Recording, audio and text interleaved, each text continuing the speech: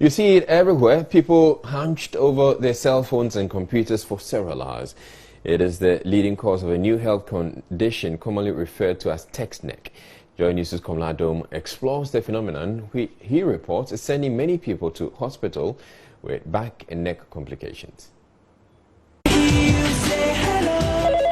Most people look on their phones with their heads bent forward for long hours on a daily basis. And you might not realize that, because even with desktop computers and laptops, it is nearly the same.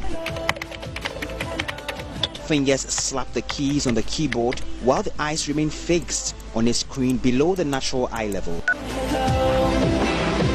Your head weighs as much as a 10-pound bowling ball, and in the position you find nearly everyone hold their head while using their phones, your head can feel like 40 pounds or more, putting tremendous pressure on your neck and lower back. Is it painful? The top is, yeah, so there's a lot of tension over there. Myoskeletal therapist at Best Hands Therapy Clinic, Kafui Badiga, says he's been seeing a lot of patients with unbearable neck and back problems. Enter into a car, go to the bank, the mall, and all that you see is that everybody is going in this particular direction. Now, apart from the text neck, we have a term that we also call the flexaholic society. It's like we are gradually going in this particular manner or format. When you keep doing this for a long time, as in bending down and watching over your phone and doing stuff, eventually your spine, the natural curvatures of your spine will begin to diminish. That's the first thing. Now you're going to have a lot of tension build up in the neck. A lot of pressure is going to be put on the disc and the nerves in your neck.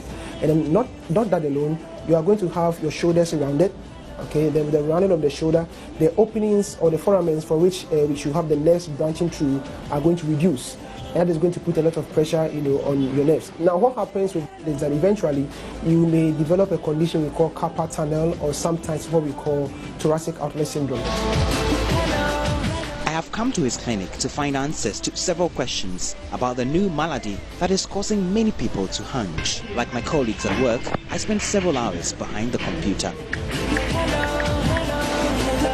On the streets, in the car, at the office, everywhere. It's not a good habit, but because of interesting things that we used to do on our phones, that's why sometimes we'll be in this posture. If I'm on maybe business or something on WhatsApp or Facebook. Emmanuel Fosu concedes it is a habit. Emmanuel feels the impact of a long bend forward. Because sometimes I even be on my phone, then I feel pain on my neck and even my back. Yeah. Sometimes I even think I think it's a pain, so I used to take a painkiller and sort of, yeah. It's supposed to be straight, yes, but you can realize that there are some curvatures that is actually taking place within it. So we will call this one lumbar scoliosis. This neck is kind of okay, but if you look at it from this particular angle, the person has still got some amount of curvature, good curvature inside. So if you bend the neck this way and there's an amount of curve you had in your neck, then that means you don't have enough curvatures. But if it is caught early, then by way of therapy, by way of good stretches and corrective exercises, we can get the person, relieved of the symptom. People like Emmanuel mirror the bigger picture of a country and its people, gradually causing their neck and back discomfort and pain that could lead to long-term spine problems. What that you just need is a cloth or a very light towel, as I'm holding. Okay, then when you just fold it around it, and then you just put it right at the base of your neck. Okay, you just hold it gently, and then you begin to move your neck all over it. Okay, you do that.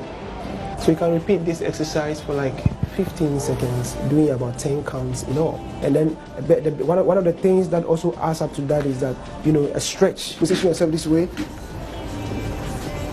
and then it goes back. You hold this position for like 5 seconds. You breathe in deeply, and out. One more time, in, and out. That's all. So you do that. The shoulder moves back, the neck also moves back, the posture is corrected, and you are good. Myoskeletal therapist Kafui Badiga gives some remedies. Ideally, we are supposed to actually hold them closer to almost to the eye level, ideally. Okay? So ideally, when you hold them this way to work on them. So you don't end up, having your neck go all this way.